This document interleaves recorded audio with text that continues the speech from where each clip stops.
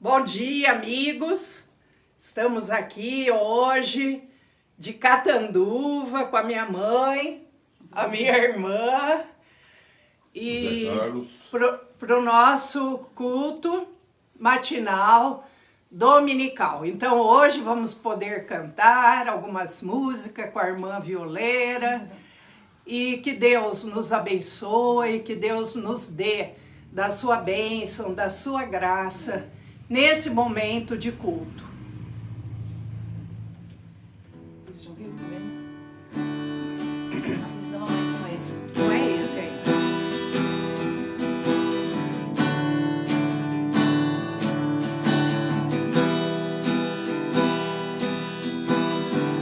Existe um rio, Senhor,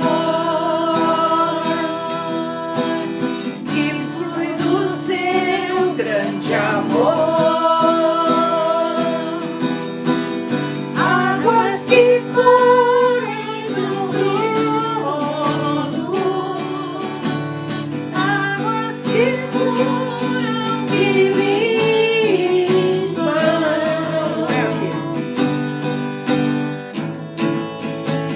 Por onde o rio passar, tudo vai transformar. Pois leva a vida do próprio Deus. Este rio está neste lugar.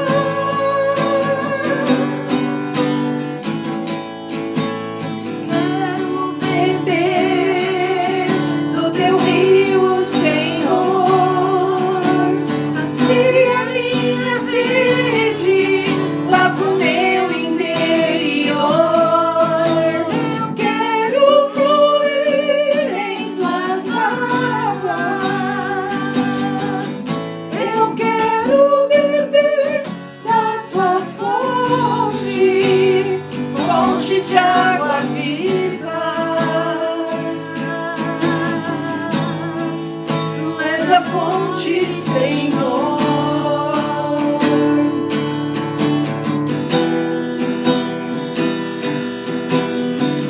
Existe um rio, Senhor, que flui do teu grande amor. Águas que correm no trono, águas que curam, que limpam. Onde ele passar, por onde o rio passar,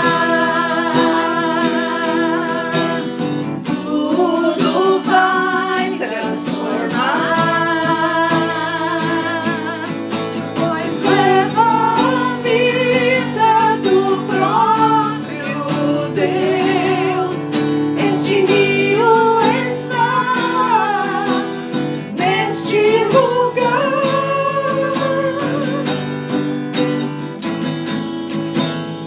Quero beber do teu rio, Senhor. Sacia minha sede, lava o meu interior. Eu quero fluir em tuas águas. Eu quero beber da tua fonte, fonte de águas vivas. Tu és a fonte, Senhor. Tu és o rio, Senhor. Tu és a fonte, Senhor. Tu és o rio, Senhor.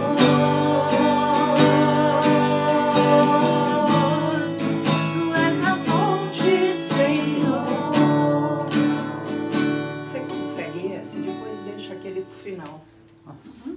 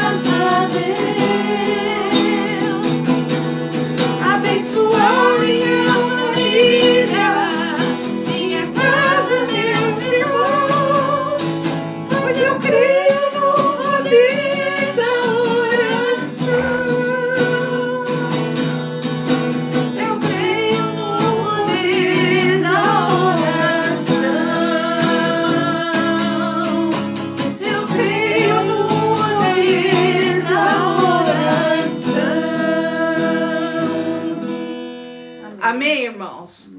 Cremos no poder da oração? Eu vou ler um texto da Bíblia e depois nós estaremos orando, entregando nossas vidas a Deus, confiando que Deus é poderoso para fazer muito mais do que nós pedimos ou pensamos, segundo o poder que há no nome de Jesus Cristo, nosso Senhor, nosso Salvador. Eu vou ler Isaías 58. Observância do devido jejum. Porque às vezes nós achamos que é o jejum que vai fazer com que o céu se mova. E nós vamos entender qual é o verdadeiro jejum que agrada a Deus. Clama a plenos pulmões, não te detenhas, ergue a voz como a trombeta e anuncia ao meu povo a sua transgressão e à casa de Jacó os seus pecados. Mesmo neste estado ainda me procuram dia a dia, têm prazer em saber os meus caminhos, como povo que pratica a justiça e não deixa o direito do seu Deus. Perguntam-me pelos direitos da justiça. Tem prazer em se chegar a Deus dizendo: por que jejuamos nós e tu não atentas para isso? Por que afligimos a nossa alma e tu não levas em conta? Eis que no dia em que jejuais, cuidais dos vossos próprios interesses e exigis que se faça todo o vosso trabalho. Eis que jejuais para contendas e rixas, e para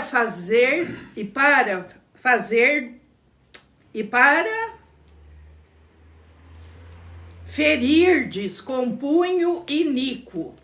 Jejuando assim como hoje, não se fará ouvir a vossa voz no alto.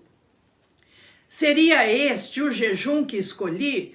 Que o homem um dia aflige a sua alma, incline a sua cabeça como junco e estenda debaixo de si pano de saco e cinza? Chamarias tu a isso jejum e dia aceitável do Senhor? Porventura, não é este o jejum que escolhi, que soltes as ligaduras da impiedade, desfaças as ataduras da servidão, deixes livres os oprimidos e despedaces todo o jugo? Porventura, não é também que repartas o teu pão com o faminto e recolhas em casa os pobres desabrigados, e se vires o nu, o cubras e não te escondas do teu semelhante? Então romperá a tua luz como a alva, a tua cura brotará sem detença, a tua justiça irá diante de ti, e a glória do Senhor será a tua retaguarda. Então clamarás, e o Senhor te responderás. Gritarás por socorro, e ele dirá: eis-me aqui. Amém? Eu li o Salmo 51. Então nós cantamos a música, o poder da oração. E aqui nós vemos qual a oração que o Senhor responde. Quando nós estamos com o nosso coração contrito, quando não pensamos apenas em nós mesmos, mas nos abrimos para ajudar aqueles que estão ao nosso redor. E assim Deus responderá às nossas orações, Ele atenderá às nossas necessidades. Então agora, se você tem alguma necessidade, está passando por alguma tribulação, por algum problema, entregue sua vida a Jesus. Creia no poder da oração sincera, aquela que nós fazemos em nome de Jesus, com simplicidade, humildade no nosso coração, e Ele ouvirá. Senhor, nosso Deus, nosso Pai, nós te louvamos, te agradecemos, Senhor, porque temos certeza que o Senhor ouve a nossa oração, porque nós temos te seguido, Senhor, temos buscado a cada dia vivermos em santidade. Ó Deus, ajuda-nos a nos livrarmos de nós mesmos, do nosso egoísmo, para cumprirmos aquilo que Isaías diz sobre o verdadeiro jejum, e que seja esse o nosso estilo de vida, o jejum que agrada a Deus, Senhor, um coração generoso, um coração puro, que se compadece do seu próximo. Queremos agora colocar a nossa vida, eu quero colocar a minha família aqui de Catanduva, minha mãe, dá saúde plena a ela, Senhor, dando vida. E eu te louvo e te agradeço pelos 90 anos de vida da minha mãe, com saúde, com paz, com alegria, porque é assim que nós queremos viver em todo o decorrer da nossa vida. Eu te agradeço pela Lisandre, pelo Zé Carlos, por essa casa, porque é reino teu, propriedade peculiar tua, Senhor, que a tua bênção permaneça aqui, e que o Senhor nos livre de todo mal, nos cure de toda enfermidade.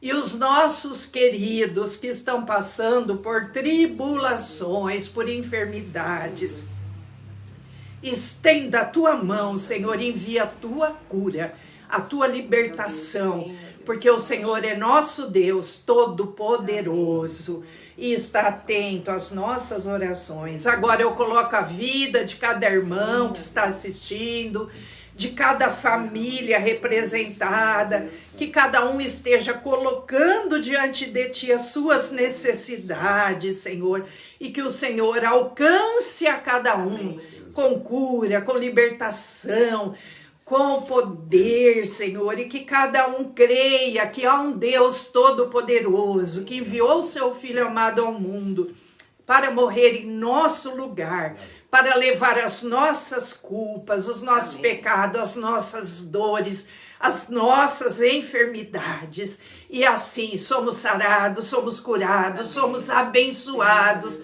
somos felizes, livres para viver essa vida que o Senhor nos deu para vivermos em paz, em alegria, repletos do Teu Espírito Santo. Encha-nos, Senhor, com Teu Espírito Santo.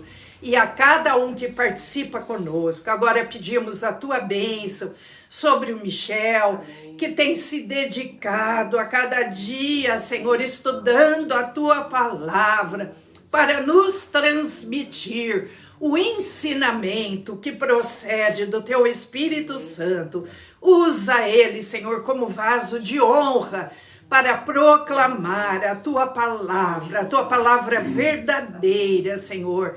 Nós pedimos a Tua unção, a Tua bênção sobre ele, a Tua cura, e que o Senhor nos guarde neste domingo e no decorrer de toda a semana. Obrigada, Senhor Jesus, por tudo, em nome de Jesus. Amém. Amém. Segura aqui.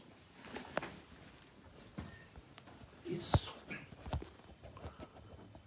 Bom dia, irmãos, bom dia, irmãs. Põe mais em pé. Nós vamos dar continuidade aqui nesse nosso encontro. E eu gostaria que os irmãos abrissem ainda 2 Pedro, capítulo 3, que nós começamos a semana passada. Falar a respeito da vinda do Senhor. Hoje eu quero continuar falando a partir do versículo 9, que nós dividimos em 10 etapas esse texto aqui, 2 Pedro, capítulo 3. Vimos 5 e dentro do final desses 5, hoje eu dou continuidade para falar sobre o dia do Senhor e o dia de Deus, que estão nos versículos 10, que é o versículo 10, e depois no versículo que vai falar do versículo 12. Então hoje eu quero trabalhar o tema, o dia do Senhor, como propus fazer a vez passada. Diz assim o texto no versículo 9 de 2 Pedro, capítulo 3. Não retarda o Senhor a sua promessa, como alguns a julgam demorada. Pelo contrário, ele é longânimo para convosco, não querendo que nenhuma pessoa pereça, senão que todos cheguem ao arrependimento. Virá, entretanto, como ladrão o dia do Senhor, no qual os céus passarão com estripidoso estrondo, e os elementos se desfarão abrasados também, a terra e as obras que nela existem serão atingidas. Versículo 11, capítulo 2 Pedro, capítulo 3, versículo 11. Visto que todas essas coisas hão de ser assim desfeitas, deveis ser tais como os que vivem em santo procedimento e piedade, esperando e apressando a vinda do dia de Deus, por causa do qual os céus incendiados serão desfeitos e os elementos abrasados se derreterão. Nós, porém, versículo 13, segundo a sua promessa, esperamos novos céus e nova terra, nos quais habita a justiça. Hoje eu quero falar sobre o dia do Senhor e o dia de Deus, que está falando aqui nesse contexto, 2 Pedro, capítulo 3, do versículo 9 ao 18. Nós vimos até o 13. O que é o dia do Senhor? Muitas vezes nós entendemos o dia do Senhor como sendo a parousia, a vinda de Jesus Cristo. Não, o dia do Senhor vai desde o dia em que Ele criou todo o universo, cada dia desse universo, até a consumação daquilo que Ele falou que Ele faria, ou daquilo que era a sua vontade a ser realizada. Então, o que é o dia do Senhor? Nós vemos na Bíblia que o dia do Senhor ele se apresenta de vários modos, como muitas vezes a gente vê o dia do Senhor como sendo o sábado para os judeus, o dia do Senhor sendo o domingo para o cristão, porque o próprio João, no Apocalipse, capítulo 1, diz que ele estando no dia do Senhor, que é o dia do Senhor Domini, ele estava se referindo ao domingo para os cristãos, Então a gente vai vendo que esse dia do Senhor, ele permeia toda a história humana. O dia do Senhor é essa essência, desde a criação até a eternidade, a consumação dos séculos. Esse é o dia chamado Dia do Senhor. Mas nós temos que entender que ele ocorre esporadicamente dentro da história humana. Por exemplo, o Dia do Senhor tem sempre uma relação com uma intervenção de Deus na história quando se perde a rédea do controle de todo o contexto da criação. Então Deus intervém na história humana. Nós sabemos que no princípio, o primeiro dia que ele interviu na história foi com Noé. Ele mandou um dilúvio para consumir todas as coisas, é isso que está falando Pedro aqui, e ele, ao mesmo tempo, ele salva as pessoas colocando na arca que Noé havia feito. Convidou as pessoas a entrarem e elas não quiseram. Veio o dilúvio e levou a todos. Assim, você vai perceber que Jesus fala, assim como foi na época de Noé. E ele cita essa consideração em Mateus 24, de 37 a 39, Lucas 17 a 27, que ele faz essa mesma afirmação. E concomitantemente com esse dia em que as pessoas estarão fora desse contexto do mundo, o mundo sofrerá o juízo, isto é, a separação e a justiça de Deus, como aconteceu na época do dilúvio daqueles que não quiseram entrar na arca. A mesmo vai acontecer. Então, esse capítulo 3 de Pedro tem uma relação direta com o capítulo 19 do Apocalipse, dos versículos 11 ao 21. E isso é interessante nós entendermos, essa visão, porque o dia do Senhor abrange todo esse período. Mas depois, a partir de Noé, forma várias nações, 70 nações. E o que acontece? Essas nações perdem o propósito da vontade de Deus e Deus confunde as suas línguas. Nessa época ele escolhe um homem chamado Abrão, o pai da fé. Forma um povo, do qual nasce Jesus, o Cristo, o Filho de Deus, que foi prometido lá no Gênesis 3,15 para Adão, que a mulher daria à luz a um filho, e esse filho pisaria a cabeça da serpente, a venceria, e ela morderia o seu calcanhar. E Jesus vem agora na história de Israel, e Israel não dá a menor atenção a ele. E o dia do Senhor já tinha sido anunciado aos profetas, todos do Antigo Testamento, da vinda de Jesus, o dia do Senhor. E às vezes a gente confunde esse dia do Senhor, que é todos os dias dentro da nossa história em que ele está regendo, nós entendemos apenas quanto à parousia. Mas precisamos entender que dentro desse dia do Senhor, que é todo esse tempo, nós temos os dias em que Deus intervém na história com uma finalidade de fazer com que uma nova consideração dê continuidade na história humana. No dilúvio continuou, Torre de Babel continuou, Israel foi disperso, eram os dispenseiros do reino de Deus, não guardaram isso, e passou para os gentios, a igreja, formação da igreja. Então a igreja agora está vendo um tempo chamado Tempo da Graça, ou Tempo dos Gentios, ou tempo que está correspondendo ao contexto do reino de Deus que foi dado à igreja para fazer o quê? Levar as boas novas do evangelho de Deus, desse dia do Senhor, que é todos os dias, mas que consumará num dia quando Jesus voltará, não mais como aquele que é Senhor e Salvador, mas ele voltará como juiz,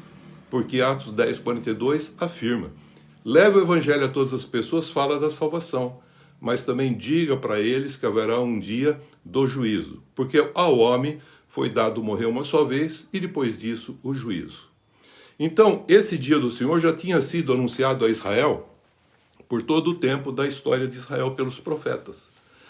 E você começa em Isaías vendo essa declaração do dia do Senhor, capítulo 2, versículo 11 a 12, 17 a 19. E ele fala aqui: porque o dia do Senhor dos Exércitos será todo contra aquele que é soberbo e altivo. Veja como é interessante. Tudo que vai consumar de novo com a igreja, mas ele está falando para Israel nessa época.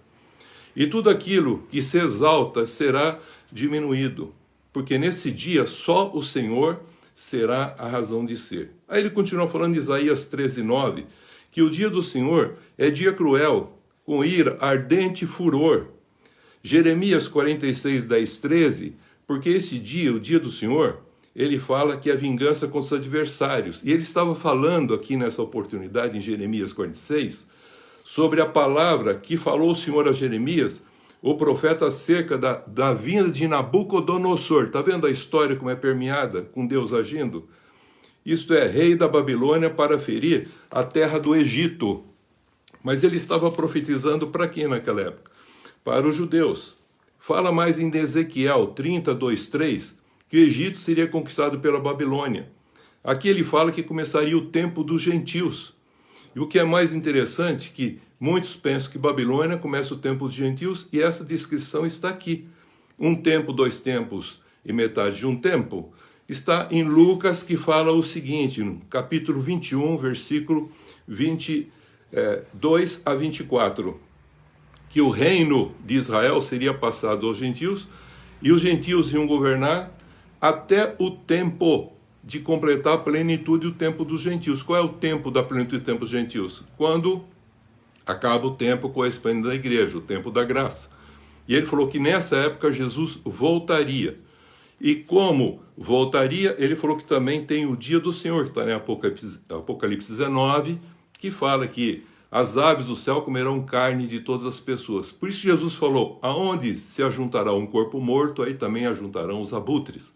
Então ele falou lá no correspondente Mateus 24 a respeito disso. Joel também fala que o dia do Senhor está perto. E ele fala que será o dia da assolação do Todo-Poderoso. Fala em Joel 2, de 1 a 4, a respeito do dia da calamidade, de densas trevas, dias de nuvens, de negridão, de juízo. Fala em Joel também sobre as nações inimigas, que o dia do Senhor virá como no vale da decisão, como fala no Apocalipse, o Armagedon. Então ele fala que é um dia em que ele vai fazer um juízo acontecer, separando e assim por diante as coisas que vão acontecendo. O que mais ele fala mais? O Amós. Presta atenção no que Amós diz. Amós diz o seguinte, 5, 18 a 20, ele fala o seguinte, ai de vós que desejais o dia do Senhor. Ele diz, para que vocês desejam o dia do Senhor? É dia de trevas e não de luz. É dia de juízo, é dia de julgamento. O que vocês estão esperando? Sim, haverá um dia gracioso para quem viveu de conformidade com Deus. Mas um dia para quem não viveu de conformidade com Deus será de juízo, de separação. Não é de condenação, já expliquei isso, é de separação. E ele continua falando, como se um homem fugisse de diante de um leão e se encontrasse com ele o urso. Como que se entrando em casa, encostando a mão na parede, fosse mordido de uma cobra. Não será, pois, o dia do Senhor trevas e não luz? Não será assim? Não será completa escuridão sem nenhuma claridade? Ele está falando a respeito do que aqui? Está falando de juízo, a respeito de ter que prestar conta do que nós fizemos com esse corpo.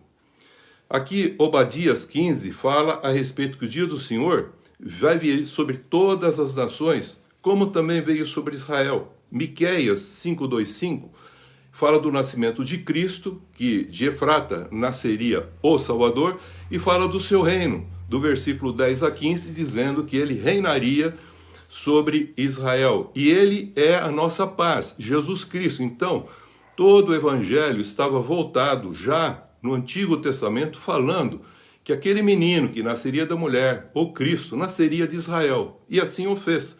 Completado esse período, Israel rejeitou a Jesus.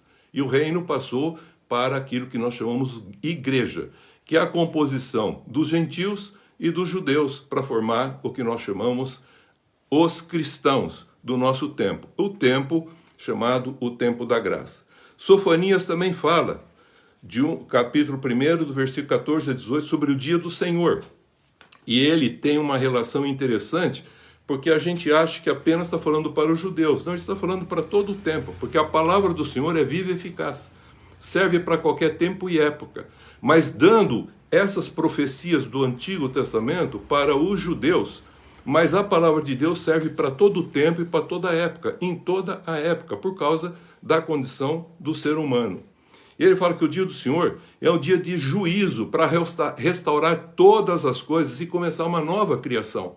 É o que ele fala aqui em Sofonias 1, de 14 a 18. E nós, continuando vendo sobre isso, para quem entende, agora eu vou falar como eu, para quem entende como eu, como que eu entendo?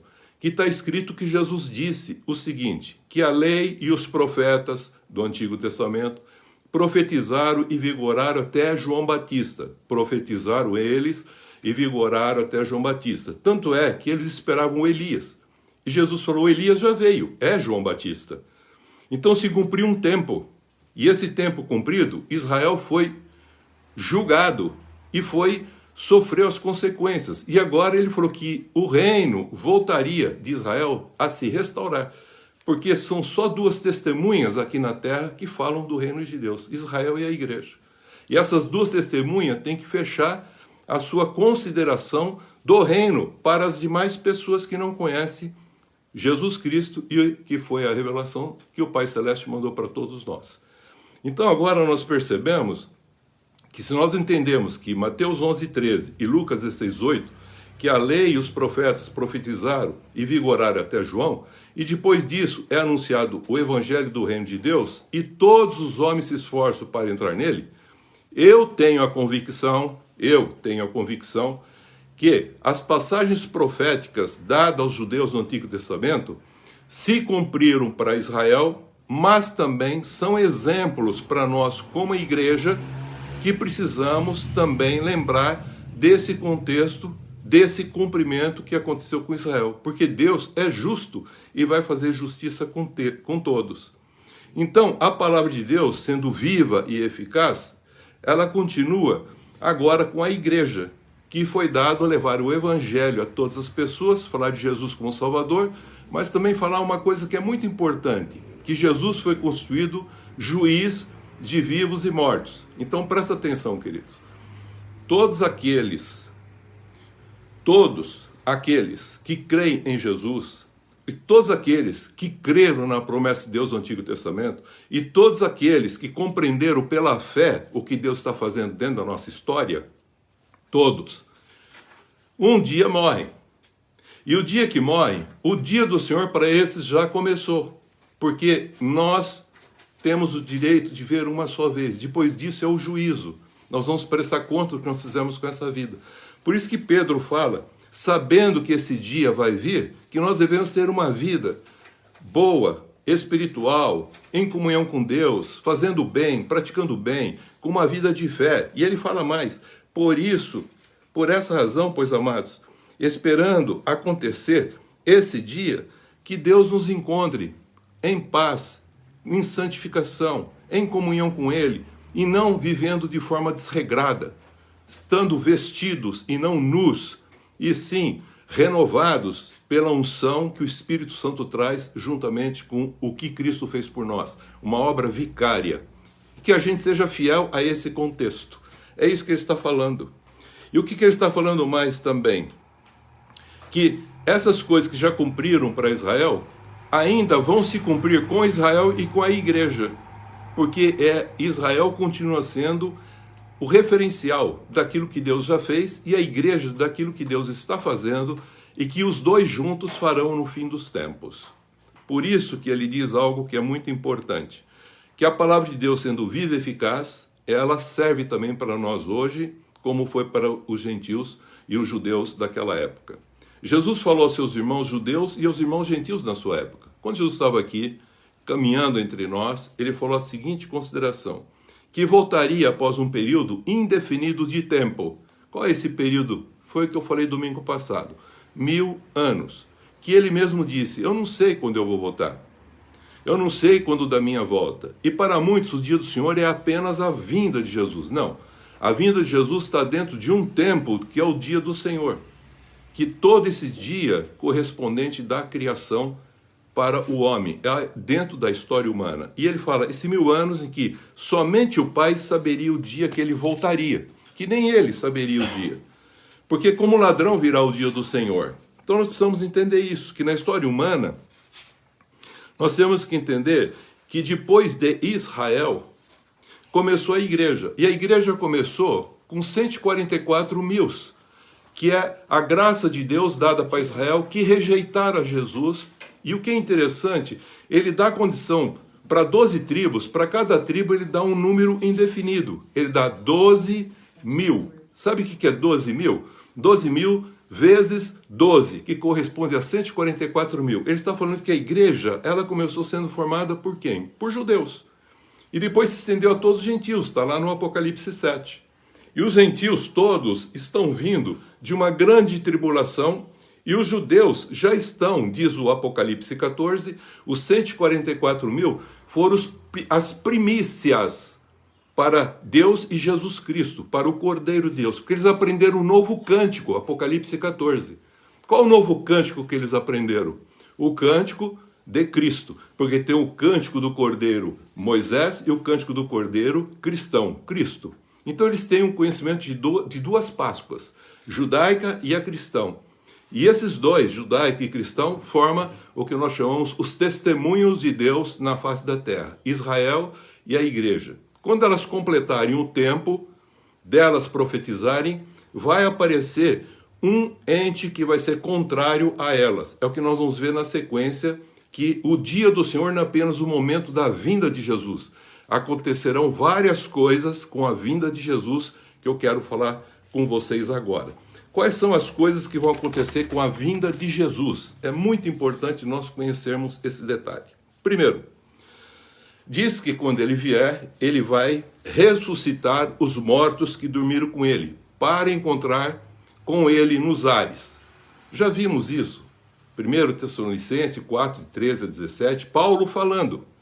E o que é interessante, Pedro, quando fala de Paulo aqui, eu quero destacar isso, ele diz o seguinte: Paulo fala estas coisas da vinda de Jesus e que é difícil de serem entendidas, mas eu estou trabalhando com todas elas para nós entendermos o que acontece no momento da vinda de Jesus. E ele fala que eles distorcem para a sua própria perdição. Então tem muita gente fazendo interpretação incorreta dessa realidade. Presta atenção agora o que ele diz aqui.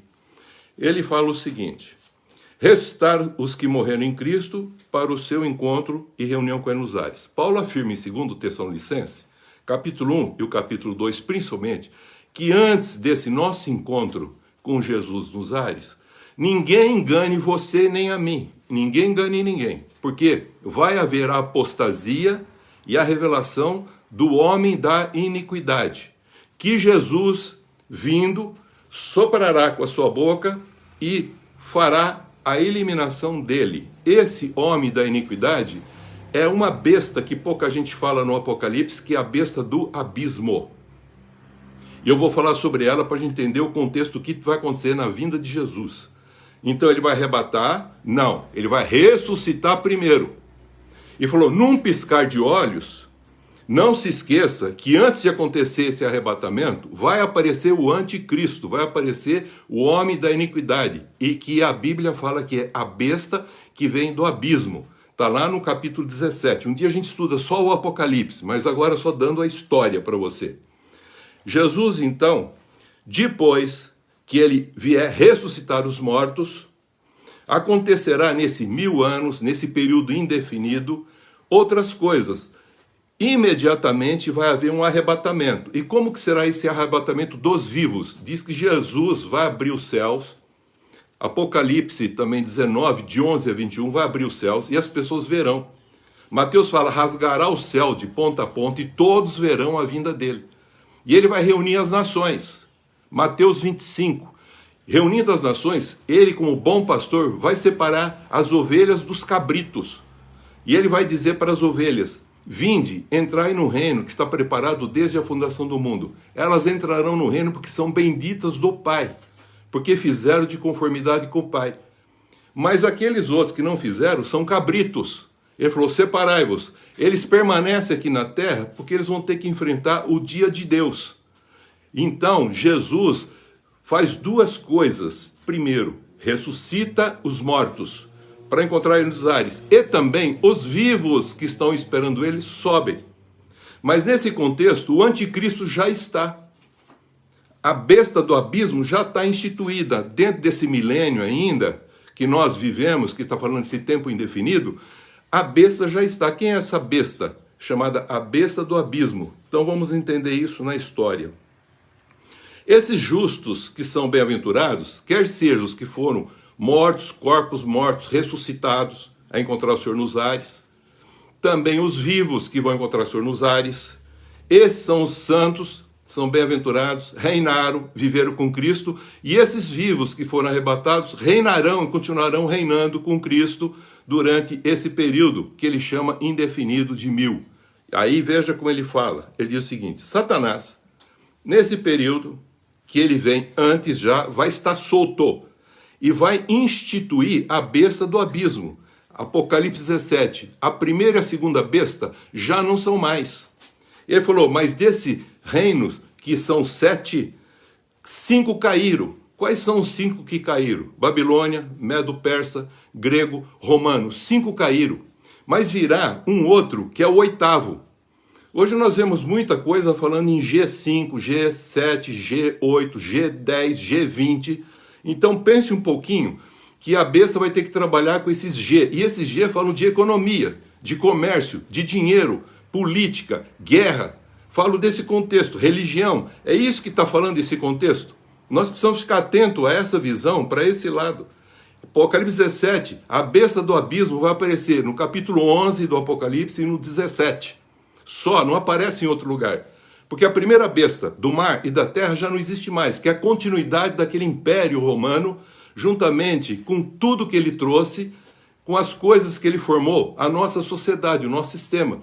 Com o mundo persa, grego-romano, e que vem o que para nós? Vem exatamente tudo aquilo que a gente tem como estrutura nossa, de um sistema econômico, político, social, religioso, cultural, bélico, de saúde. É tudo isso que nós temos provém desses reinos. Até o contexto de um governo que não era mais teocrático, como os judeus não quiseram, e também nós também não estamos querendo, vem um contexto monocrático, vamos dizer assim, de um governo de cracias, mas que não é teocracia. É qualquer outra cracia que não é teo. Então nós temos a demoniocracia, nós temos a monarquia, nós temos coisas assim, que existem.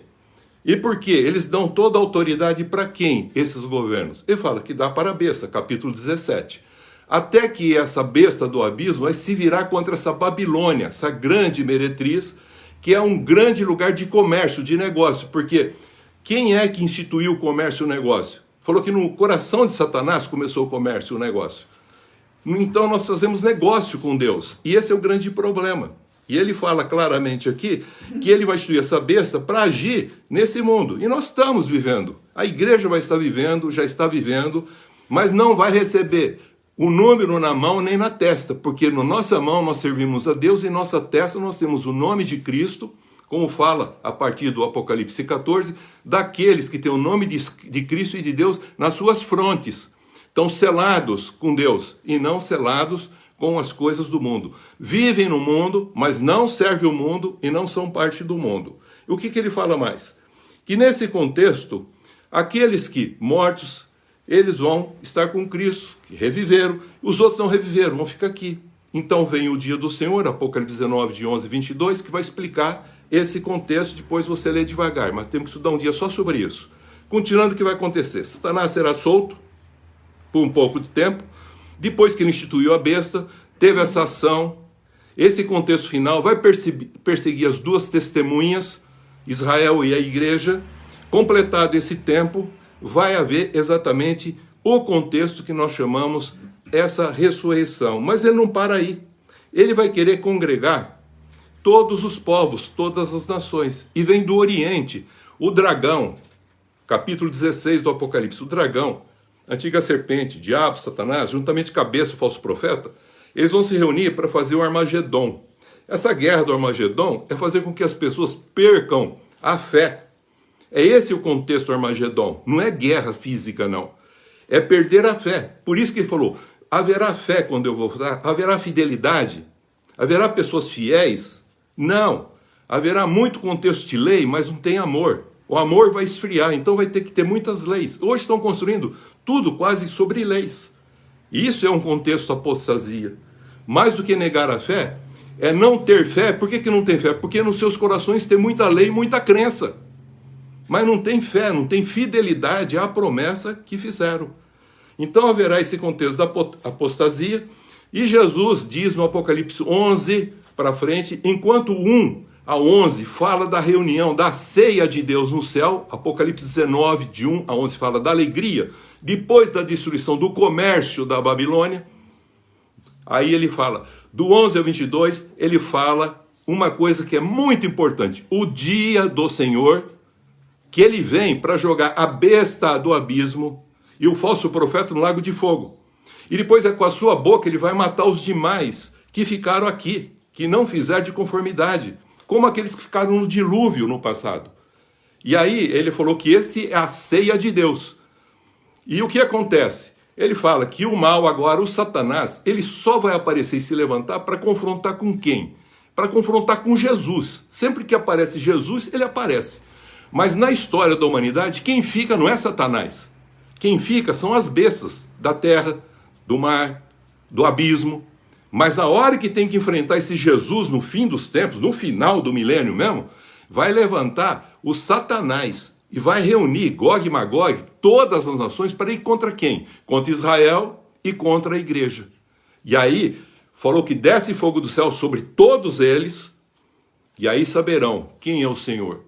O Rei dos Reis, Senhor dos Senhores, aquele do 19, agora se apresenta no 20, que sabe o que vai acontecer? Ele falou, vai pegar agora Satanás, o diabo e seus anjos lá, lançar lá para o lago de fogo. Isso é para as trevas exteriores, onde já estão a besta e o falso profeta. Haverá então agora o grande julgamento do trono branco, que vai julgar os mortos, um por um, e vão abrir livros. Vai abrir um livro da nossa vida, individual, daqueles que não quiseram Jesus, se for a minha, a tua, a nossa, vai abrir e vai ser julgado. Os vivos não serão mais, já estão com Cristo, bodas a ceia. Mas os que ficaram, os mortos, todos, grandes e pequenos, vão ser julgados. E ele falou, a morte, o inferno, vão ser pegos, jogados também lá naquele lago de fogo, que é trevas exteriores. E Apocalipse 20:15 dá uma ressalva que é interessante, falou, mas se alguém tiver desses mortos, o nome escrito no livro da vida não será lançado. Aí falou, e haverá o fim, onde Deus vai ser tudo em todos, cumprindo aquilo que Deus já havia falado que faria. Jesus reinaria até pôr todos os inimigos debaixo de seus pés, vimos isso Paulo falando no capítulo 15 de Corinto, e ele diz, depois que ele colocar tudo debaixo de seus pés, inclusive a morte, que vai ser lançado no inferno, o Hades, o inferno vai ser lançado lá no lago de fogo também, a morte vai ser lançada, os mortos vão ser lançados, a besta, o falso profeta, Satanás, tudo vai ser lançado lá. Feito isso, novos céus e nova terra, cumpriu-se o propósito de Deus. Esse é o contexto do dia do Senhor, e a vinda de Jesus é uma parte dele, para fazer juízo contra quem? Contra todos aqueles, inclusive para aqueles que se dizem ser igreja, mas que ainda não compreenderam a ação deles, como aqueles que um dia vão ter que prestar conta do que fizeram com as suas vidas. No final, haverá essa bênção do novo céu, nova terra, e a Jerusalém, a nova Jerusalém, que são todos salvos, como a arca desceu e continuou a humanidade, também virão e haverá o novo céu, nova terra, onde o mar não mais existe. Não haverá choro, nem tristeza, nem dor, porque Deus vai ser tudo em todos, e Jesus falou que vai nos levar todos para Deus, e Deus vai ser tudo em todos, e cumpre o propósito de Deus dos dias que Ele criou, da semana que Ele criou, e que todos conhecem, que Ele descansou no 7º dia. Nós já estamos vivendo os 6.000 anos da nossa criação humana, descrita biblicamente. Nós vamos ter esse contexto final desse 1000 que falta, indefinido, para os fins dos tempos, onde Deus governará e reinará sobre tudo e todos, e entraremos para a eternidade, como Ele propôs desde o princípio. Que Deus abençoe em Cristo Jesus. Amém, queridos?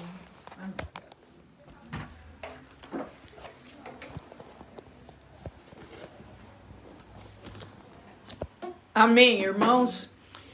Se vocês quiserem ter um conhecimento mais profundo, tem gente que se contenta em ficar, já entendi, Jesus voltará, subiremos, tudo bem. Agora, quem quer entender melhor, pega esse estudo, vai vendo de novo, devagar, por partes, leia todos os textos, porque não adianta falar eu não entendi. Se a gente quiser estudar matemática, quiser estudar geografia, história, nós temos que pegar um livro e estudar. Então, a mesma coisa, aqueles que quiserem se aprofundar, tem que pegar de novo, como eu sempre falo, voltem desde o começo desse estudo de hoje, pega todos os textos que ele falou e confira. Aí depois escrevam as suas dúvidas, né? Não, eu não entendi, eu voltei, eu estudei, não entendi isso. Aí podem colocar aí as dúvidas e o Michel estará respondendo. Eu sei que a maioria nem quer se aprofundar, mas quem quiser, faça isso, tá bom? Então nós vamos encerrar cantando mais um hino, aproveitando o violão da minha irmã, vamos cantar um hino.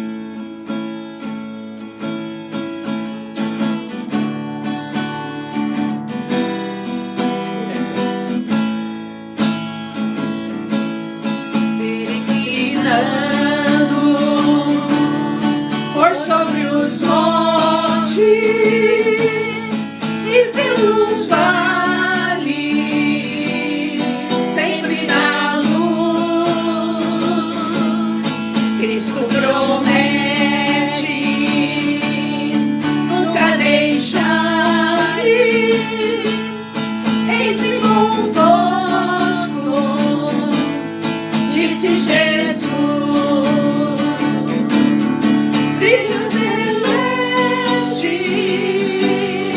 Brilho celeste, enche minha alma, glória do céu, aleluia, sigo cantando, dando louvores, pois Cristo é meu. Se vejo sombras por toda parte, o Salvador não há de ocultar, pois Cristo é luz que nunca se apaga, bem ao seu lado, sempre a cantar. Brilho celeste,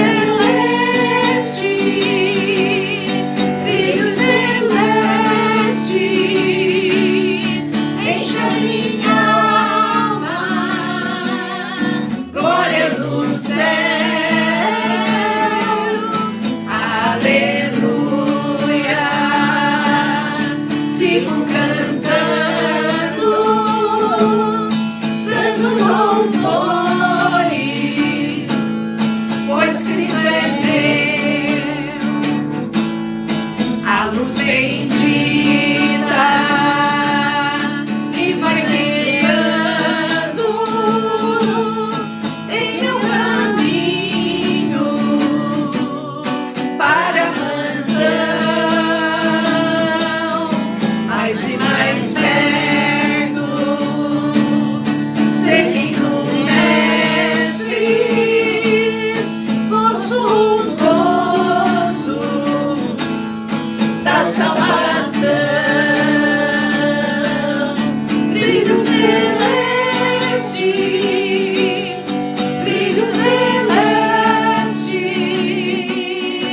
enche a minha alma, glória do céu, aleluia, sigo cantando, dando louvores, pois Cristo é meu. Nós somos peregrinos nesse mundo e nós estamos caminhando para a mansão, para esse dia em que nos encontraremos com o Senhor e estaremos com Ele na glória para sempre. Essa é a nossa peregrinação nesta vida. Amém? Que Deus nos conduza pelos seus caminhos e não nos deixe desviar do caminho que o Senhor tem traçado para nós. Não importa se no caminho encontrarmos dificuldades, mas o Senhor nos ajudará a transpor cada uma delas. E no final estaremos com o Senhor e Ele nos dirá: entrem, benditos, para o reino que está preparado desde a fundação do mundo. Amém. Que essa seja a nossa esperança, o nosso alvo neste mundo, peregrinando neste mundo, nessa vida. Amém? Amém. Que Deus dê fé, dê perseverança a cada um de nós. E que Deus nos ajude em nome de Jesus. Nós iniciamos esta semana Nós iniciamos esta semana e tomamos posse para nossas vidas, para nossas famílias, para nossos trabalhos, de uma semana de bênçãos, uma semana de vitórias, sempre confiantes nas promessas de Deus. nas promessas de Deus. E rejeitamos toda obra maligna contra nós. Rejeitamos toda obra maligna contra nós. E que não sejamos usados pelo mal. E que não sejamos usados pelo mal. Em nome do Pai, Em nome do Pai, do Filho Filho e do Espírito Santo. Amém. Deus abençoe a todos. Amém.